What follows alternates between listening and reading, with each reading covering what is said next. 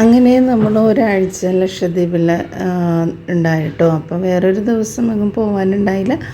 അപ്പോൾ അങ്ങനെ നമ്മൾ താമസിക്കുന്ന വീടിൻ്റെ താഴെ തന്നെ നമ്മൾ കടലിൽ സമയം ചിലവഴിച്ചതാണ്. അപ്പോൾ ഇത് രാവിലെ ഒരു 6:45 7 മണി സമയമാണ് കേട്ടോ. ആ സമയത്ത് നല്ല തിരമാലയാണ്, നല്ല തിരയാണ്, വെള്ളം ഒരുപാടുണ്ടാവും, നമുക്ക് ഇറങ്ങാനൊന്നും പറ്റില്ല.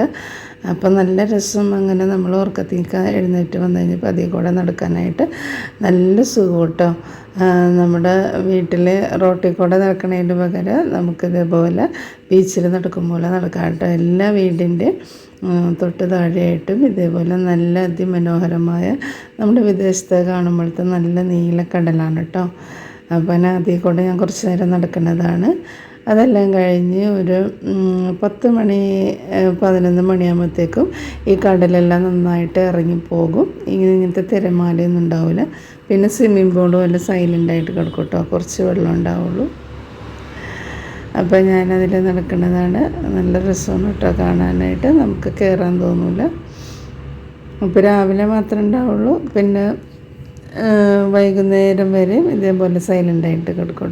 അപ്പോൾ അവിടുത്തെ പാല് പോലത്തെ നല്ല മണൽത്തരികളാണ്. അപ്പോൾ ഞാൻ നേരത്തെ കാണിച്ച കടലൊക്കെ ഇറങ്ങിപ്പോയി, ഇപ്പോൾ തിരമാലയൊന്നുമില്ല. അപ്പോൾ കടലിൻ്റെ ഇടയിലുള്ള പാറകളാണ് കേട്ടോ.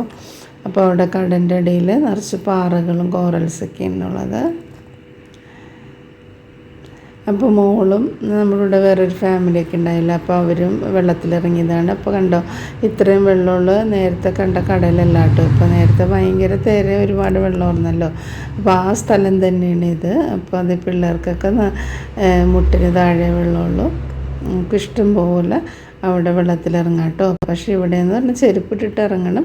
കടലിൻ്റെ ഇടയിൽ നിറച്ചും കോറൽസാണ്, കാലുമൊക്കെ കുത്തിക്കൊള്ളും. അപ്പോൾ മോള് നന്നായിട്ട് നീന്താൻ അറിയാവുന്നത് കൊണ്ട് അവിടെയൊക്കെ നീന്താനുണ്ട്. പിന്നെ നട്ടുച്ചക്കാണ് വെയിലത്തൊക്കെ ഇറങ്ങാനായിട്ട് വെയിലത്തൊക്കെ ഇറങ്ങിയിട്ടുണ്ടെങ്കിൽ നമ്മൾ കറുത്ത് പോകും കേട്ടോ. അപ്പോൾ കടലിൻ്റെ അടിഭാഗമാണ് കാണണത്. അവിടെ മൊത്തം ഇതേപോലെ പാറയും കോറൽസൊക്കെ ആയിരിക്കും. അപ്പോൾ നമ്മുടെ കൂടെ വന്ന മറ്റേ ഫാമിലി സ്കൂബ ഡൈവിങ്ങിന് പോയി. അപ്പോൾ ഞങ്ങൾ പോയില്ല കേട്ടോ. 4 പേർക്ക് ഒരുപാട് പൈസയാവും, ഒരാൾക്ക് 3000 രൂപയാണ്. അപ്പോൾ ഇതൊക്കെയാണ് കടലിൻ്റെ ഇടയിലുള്ള സാധനങ്ങളും. ഇതിലുള്ള ചെറിയ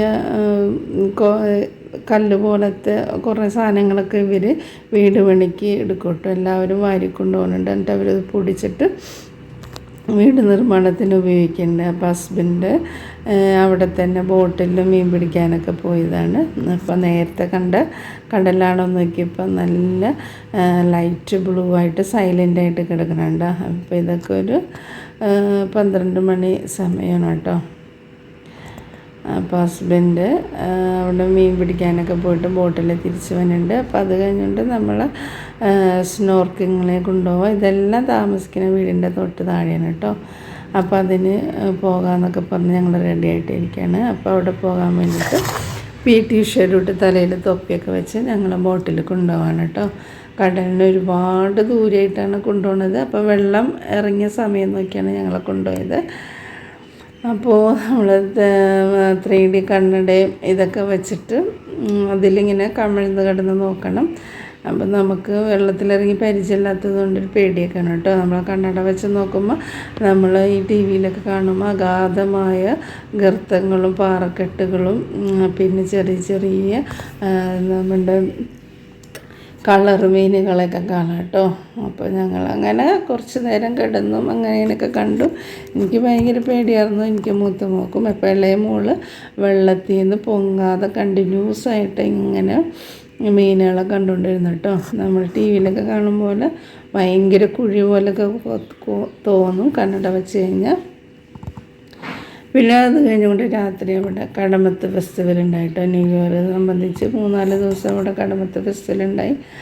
അപ്പോൾ ഞങ്ങളങ്ങനെ പോകുകയാണ്. അപ്പോൾ നമ്മുടെ ഇവിടുത്തൊക്കെ ഫെസ്റ്റിവലിന് ഫുഡൊക്കെ അത്ര വലിയ സുരക്ഷിതമല്ലാത്ത രീതിയിലായിരിക്കുമല്ലോ സപ്ലൈ ചെയ്യുന്നത്. പക്ഷേ അവിടെ നല്ല സേഫ്റ്റി ആയിട്ടാണ് കേട്ടോ ഫുഡൊക്കെ സപ്ലൈ ചെയ്യുന്നത്. ഫുഡ് ഇൻസ്പെക്ടറൊക്കെ വന്ന് ചെക്കിങ് ചെയ്തതിന് ശേഷമാണ് അവർ സെയിൽസ് ചെയ്യണത്. നല്ല വൈറ്റൊക്കെ ഇട്ട് മാസ്കും ഗ്ലൗസൊക്കെ വെച്ച് തലയിലെല്ലാം ഒക്കെ തുണിയൊക്കെ ഇട്ട് നല്ല സേഫ്റ്റി ആയിട്ടാണ് കേട്ടോ എല്ലാ ഫുഡും അടച്ചു വെച്ചാണ് അവർ സെയിൽസ് നടത്തുന്നത്.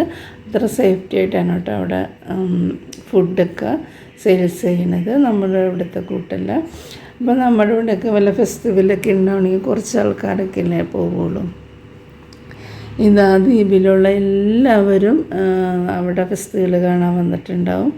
അത്ര നല്ല ഐക്യമാണ് കേട്ടോ. നമ്മുടെ ഇവിടെ എല്ലാവരും ടി വിയും കണ്ട് ഫോണെല്ലാം കണ്ട് വീട്ടിൽ തന്നെ അടിഞ്ഞ് കൂടിയിരിക്കും. കുറച്ച് പേരല്ലേ പോകുള്ളൂ. പക്ഷേ ആ ദ്വീപിലുള്ള എല്ലാവരും ഫെസ്റ്റിവൽ കാണാനുണ്ടാവും. അപ്പോൾ നമ്മൾ ആദ്യത്തെ ദിവസം പോയി, പിന്നെ ലാസ്റ്റ് ദിവസമാണ് കേട്ടോ പോയത്. അപ്പോൾ അങ്ങനെ അവിടെ കുറേ കലാപരിപാടികളൊക്കെ ഉണ്ടായി. അതൊക്കെ കണ്ട് അങ്ങനെ ഫുഡൊക്കെ ഓരോന്ന് നമ്മൾ മേടിച്ച് ടേസ്റ്റ് ചെയ്തിട്ട് പിന്നെ അന്നത്തെ ദിവസം അങ്ങനെ കഴിഞ്ഞ് പോയിട്ടോ.